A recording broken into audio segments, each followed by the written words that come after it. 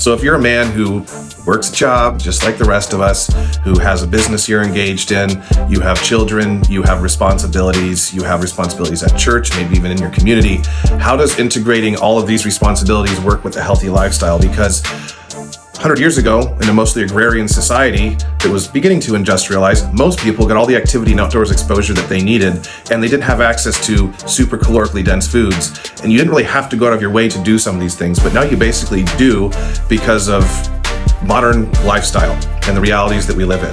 For someone in this situation, which is most of us, there are a few key things you can do that don't take a ton of your time, but will permit you to hopefully maximize your ability to handle these responsibilities without compromising your health. Because I think often what men hide behind, in a certain sense, is their responsibility for their family and things like that, or their job or what have you, in order to say, like, I don't have time for that because blah, blah is more important. Well, you're going to lose your ability to be effective in those arenas if you don't go out of your way to take care of your health in most circumstances. So having a regular bedtime, protecting your circadian rhythm, keeping stress levels where they should be as much as you can control them. And there are ways to compensate for this. You can reach out, we can help you with some of that stuff, because sometimes stress is just a reality of life. And eating a high protein diet, not eating junk food, not avoiding processed foods, getting protein with every feeding, and training. Guess what? Training doesn't have to be something you do 10 hours a week. For myself and most of my clients, we train less than 4 hours in total per week and get great benefits from it. I've had people that are very time constrained that only train a couple hours a week who get everything they need out of that. Is that optimal? Not necessarily, but in most cases, there's no sense training for more than about 4 hours in total per week.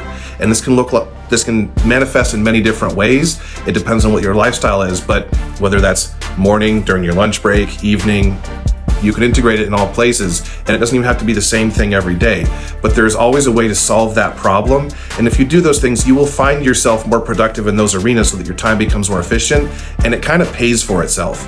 This is something that, yes, you have those responsibilities, but as you diminish your effectiveness in those arenas, you're going to spend more time in them and they'll become more exhausting.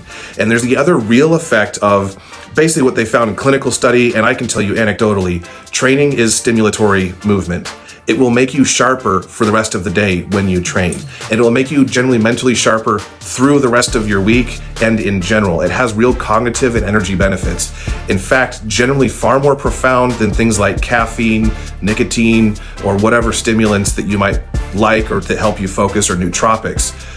Exercise reigns supreme when it comes to these things.